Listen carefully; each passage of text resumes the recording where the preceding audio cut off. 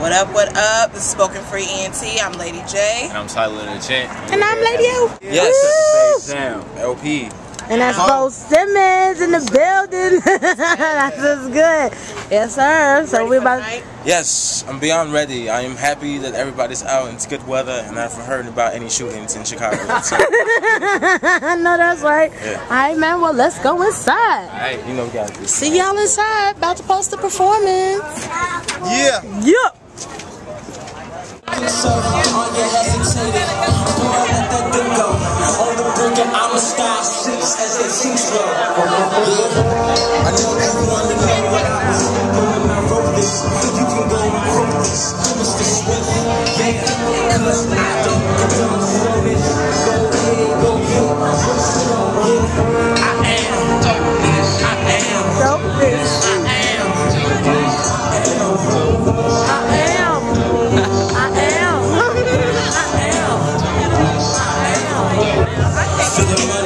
As long as the paper's bread, make sure that paper sells. Cause if that paper sells, you can pay for sales. You can make your paper screen smart like a paper yell. Escape with broke glass into the place where the paper dwell. You know heaven ain't free, but why pay for hell? If you're trying to end life, why pay for well? You should just pray for real. You should just pray for real. What up, it's your boy, the Legend Leon Rogers. Chilling at Leaders. Great event going on right here, man. Trying to help get our youth back on track. I'm gonna start checking out Hip Hop E. Hip Hop. Okay. Hip Hop. I'm gonna start checking it out on Ustream. I'm gonna follow them on Twitter. Gotcha. See what it's all about. Let's see if they really love hip hop music. All day. You know I'm tired of the shit. People like, I lose my time.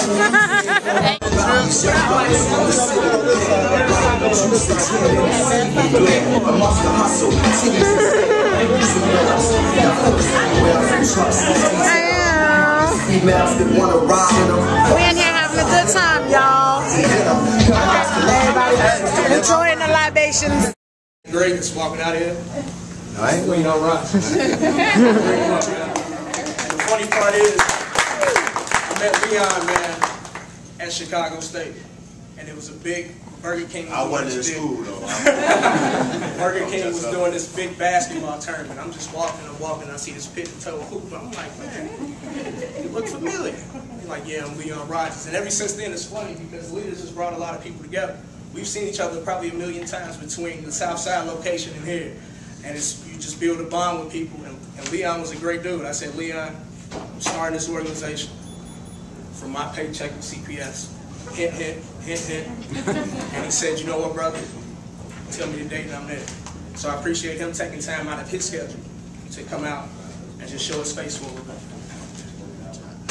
I just want to say this. I think it's remarkable that people, you know, we always talk about stepping up, and my point of view from it, it's depressing that every morning I have to go in and report about someone being shot on the South Side, baby girls, and it's gotten to the point now where I'm starting to get desensitized to the gangbangers. Like I've literally said on the air, and I had to check myself from within.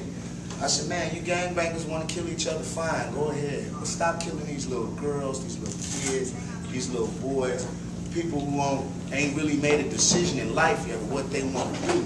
And I sit back and I think about that. I'm like, that's wrong. You know what I'm saying? Like I should want to say, hey guys, you know, let's put down the guns and let's have a little code of ethics. Let's have a little, let's be real gangsters. If you're gonna be real gangsters, let's be real gangsters. Cause let's be honest, you're not gonna stop gangsters. Let's be real. And I think sometimes we sugarcoat stuff to kids, and they get the wrong perception. Let's be real. You're not gonna stop gangs. But here's my thing. If you're going to be in a gang, let's have a code of honor.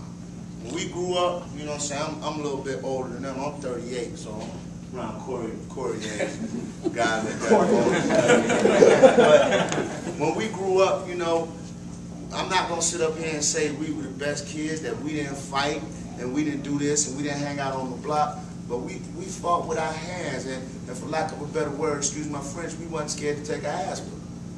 These guys now, the whole swag thing, the whole my honor, my ego, you know what I'm saying? You get beat up by somebody with your hands, you come back and shoot up the whole spot. And I got into it with him, but I'm gonna come back and kill him, and him, just because I can't aim. And I think a lot of it comes from with young men. And I was telling them this, we talk about this all the time. One, it stems from home. A lot of these kids come from, you know, it's crazy that if you got both your parents in your life, you're an anomaly. You looked at it strange. Like, my buddies were actually joking around with me every day because my mom and dad been married for 43 years. That's all I know. And they was like, man, your parents still together and they love you. And we laughed about it. But when I sat down and thought about it, I was like, that's crazy for them to think like that. Then I look at all my boys. He lived with his mom. His grandmama raised him. His dad was a single dad. So it's not for, especially young black males, they don't have a lot of role models to look up to. And I had said this year I was going to try to take it upon myself to be as a positive role model as I can to many guys. You don't have to be a doctor. You don't have to be a lawyer. That's great. I went to college for a month. Got kicked out, but I went to the Army. You know, you could be a comedian and let them know that there's other opportunities. And it's I think we pigeonhole them so much and say, you gotta do this, you gotta do that, you gotta do this. Some people just ain't cut for that. I wasn't cut for college. College wasn't my thing. So I had to fall into a lane that I was comfortable with. That don't mean everybody's a rapper neither. That don't mean everybody's a barber. You know, so I want to challenge young black men and women to work. You know what I'm saying? Find what it is you do and do it well. Don't try to just get into something because he's doing it and you see he's having success at being a rapper. He might be a great rapper. You're not a great rapper. So let's find out what you can do. Let's take the time to find out what you can do, but show you that there are many different things you do. You could be good, a fashion designer. You could sell stuff good, whatever. But let's find different lanes with people and let's get back to teaching young black men how to tie a tie, play set, simple stuff like that. To me, goes a long way. It teaches discipline. It teaches you tact in all situations. Where you gonna go where if you know a play set, they're gonna look at you crazy. Where you gonna go if you know how to tie a tie, they're gonna look at you crazy. My little cousin went out for a job interview yesterday. Khaki, sagging shirt. I'm like, come here, man.